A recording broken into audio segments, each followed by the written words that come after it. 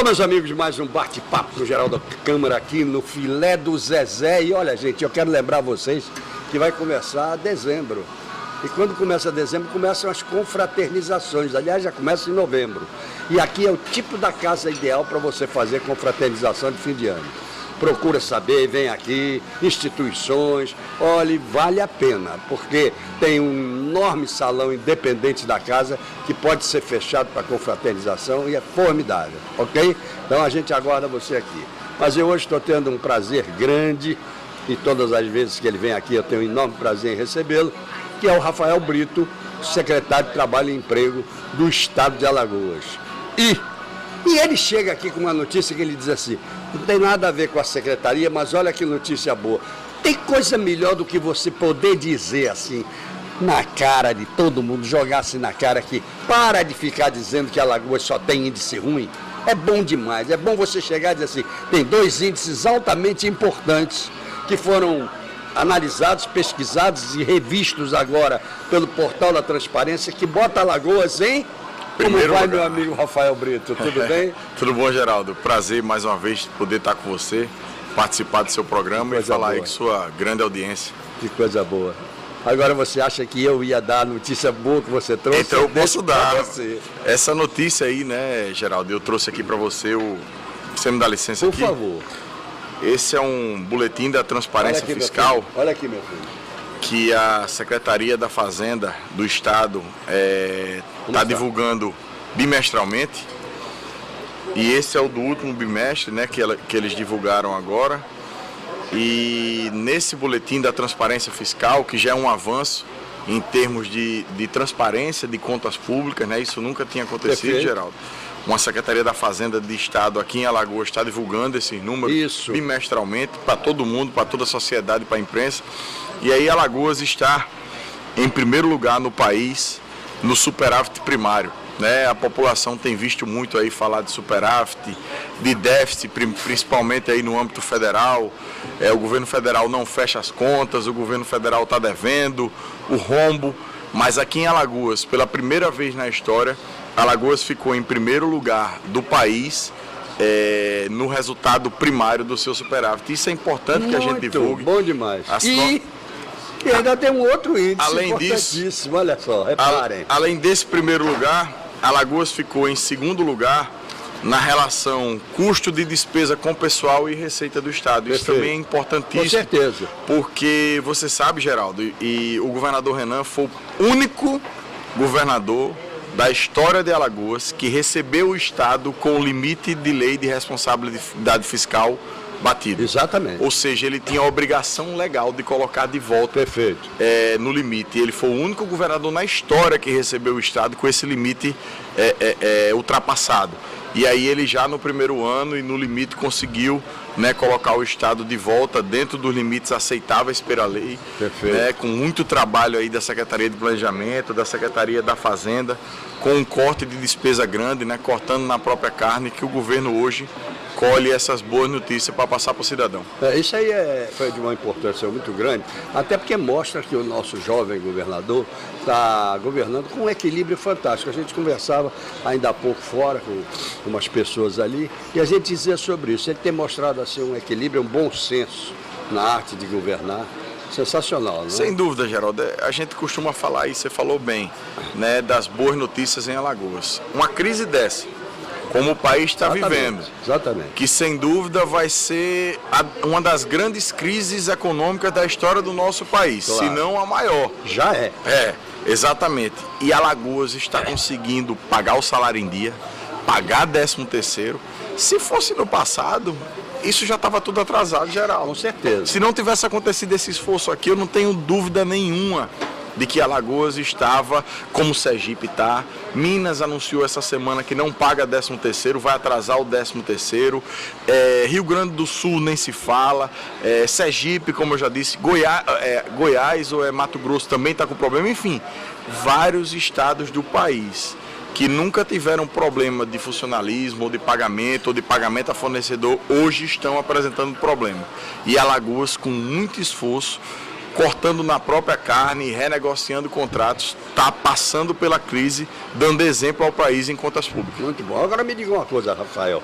Saindo desse âmbito do governo, continuando evidentemente, porque você é o secretário de Trabalho e Emprego, mas indo para o domínio da entidade privada, das empresas de um modo geral, da crise afetando ou não afetando, como está a questão da empregabilidade e da desempregabilidade em Alagoas? Pois é, além disso a gente tem um número, né, um dado importante a ser passado,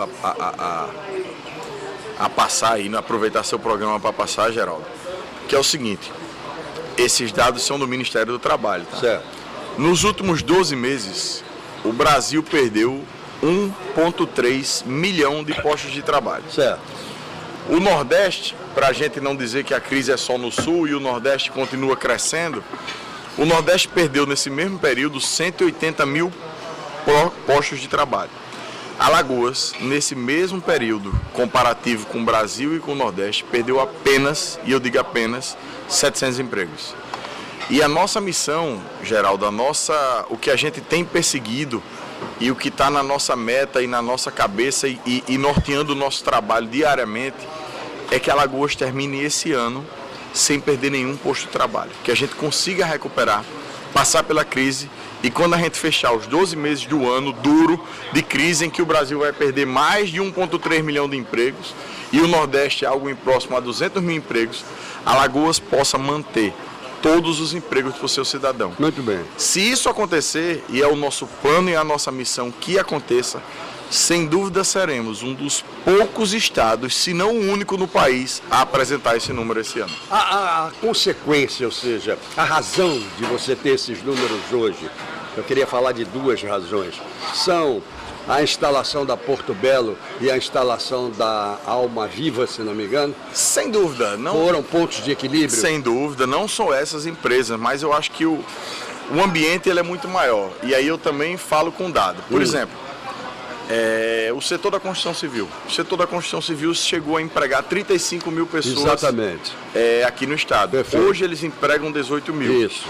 Então, se você somar Porto Belo e Alma Viva, não dá nem o que a gente perdeu no setor da construção civil. Claro. Então, apesar de dar um número considerável. Sem dúvida, a Alma Viva é extremamente importante e a gente pode até falar dela daqui a pouco. Mas o que eu acho é o seguinte: uma série de fatores, uma série de medidas que o governo tem tomado, principalmente nesse âmbito do negócio, não só com a inauguração da Porto Belo, da ZTT, do grande fomento e do grande esforço que o governador tem feito para dar dinamismo à nossa economia através de novas cadeias produtivas, né? A gente tem hoje uma cadeia produtiva bem colocada, bem posta, que é a cadeia produtiva do químico e plástico. Isso. A Porto Belo vem para iniciar a cadeia produtiva da cerâmica no estado, não só ela, como também a Small Glass, que é uma fornecedora para empresas de produtora de cerâmica. Então a gente começa a criar uma cadeia dentro do estado, como também e é isso que eu queria falar, o ambiente do pequeno empresário. 65% dos nossos empregos, das nossas ocupações hoje, são geradas por pequenos empresários. Então, qual é o esforço grande que eu destaco esse ano para esse ambiente?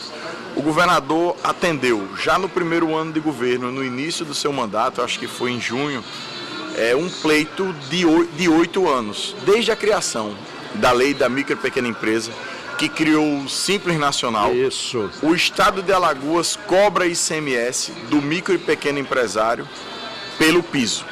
Ele cobrava pelo piso.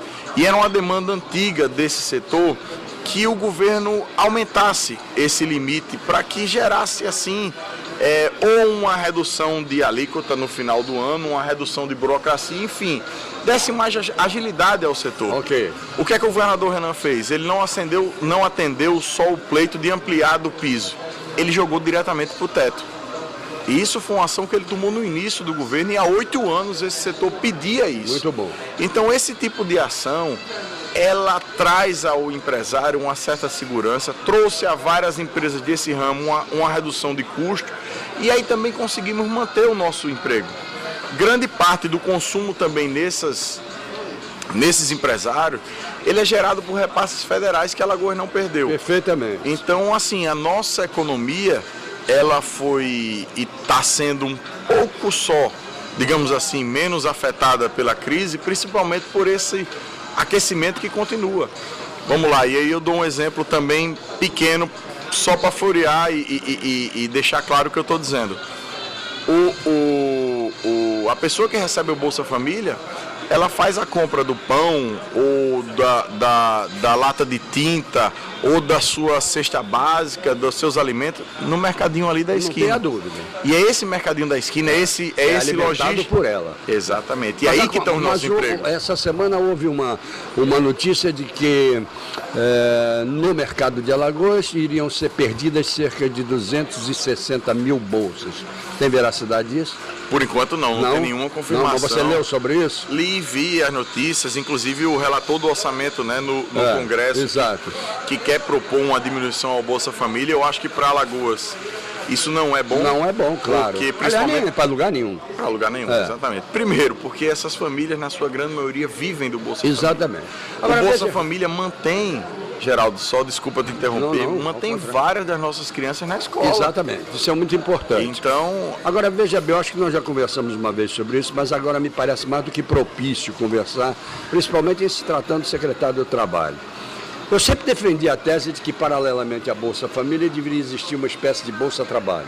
E que essa Bolsa Trabalho seria a capacitação das pessoas da família, que recebem o Bolsa Família, e a motivação dos empregadores para colocarem essas pessoas no mercado de trabalho, desde que tenham sido capacitadas e qualificadas, ok? É verdade. E que vantagem teriam os empregadores? Aí é que era o Bolsa Trabalho, não era dar mais dinheiro aqui, mas era dar ao empregador benefícios naquilo que é o custo do trabalhador hoje. Sem dúvida. Um certo percentual de benefícios ali. Isso seria muito importante para aumentar a carga de trabalho ou os trabalhadores aqui dentro. Como é que você enxerga isso? Eu acho uma excelente ideia, né, Geraldo? Agora é uma ideia de... Tem que ser federal. De trâmite federal, né? Ou que um deputado federal aí da nossa bancada assuma aí a ideia e leve ao Congresso. Perfeito. Um projeto de lei, né? Para poder... Isso é importantíssimo. Mas teria que ser federal. Eu acho que salva nossos empregos, termina...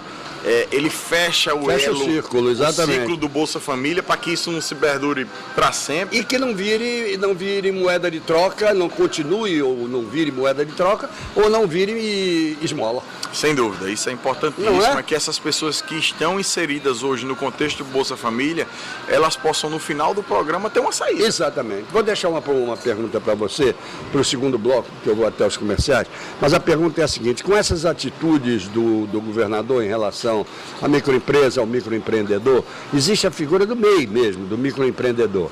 E o microempreendedor, ele ou trabalha sozinho, ou ele tem direito a ter um empregado dele, não é verdade? Bom, eu quero que você me responda no segundo bloco, se possível, até que ponto existem hoje cargos desse um emprego em relação ao número de MEIs que existem no estado de Alagoas, ok?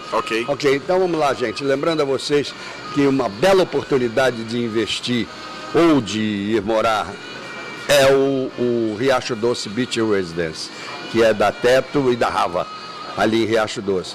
Um excelente edifício com 303 apartamentos, todos voltados para o mar. Eu acho que você devia ir conhecer, porque inclusive o sistema de vendas é o sistema condominial, que é um sistema vencedor, absolutamente vencedor aqui em Alagoas. À frente um Joaquim Santana da Teto, meu amigo, isso é sinal de que realmente é vencedor o sistema. Uma outra coisa muito boa que eu venho testando com o meu carro é a EcoPrime. Lavar meu carro é na EcoPrime, é meio litro de água que eles usam no máximo e o carro sai espelhado como se fosse de fábrica. É fantástico, muito bom o trabalho que é feito ali. A questão do gás encanado, do gás natural, que você às vezes não sabe para que serve o gás. Que aplicações tem o gás encanado além do fogão, além do aquecedor? Então, dê um passeio ali no Passeio Stella Maris e conheça a loja Ao Gás Conforto. E você vai conhecer todas as aplicações do gás encanado. 20 anos do buffet da Isabel Pinheiro, e esse buffet está cada vez melhor. E agora fazendo, e isso foi uma belíssima ideia da Isabel, fazendo o delivery da parte de tortaria.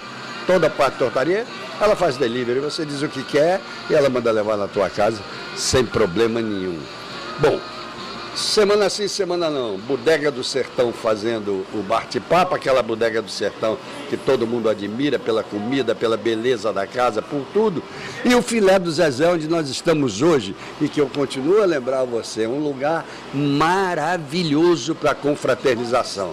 Procura aqui o Rosiel, procura o Scavuzzi, procura o Bruno, você vai ver que você vai ter uma belíssima vantagem enquanto empresa, enquanto instituição pública, etc., para fazer, ok? Voltamos já.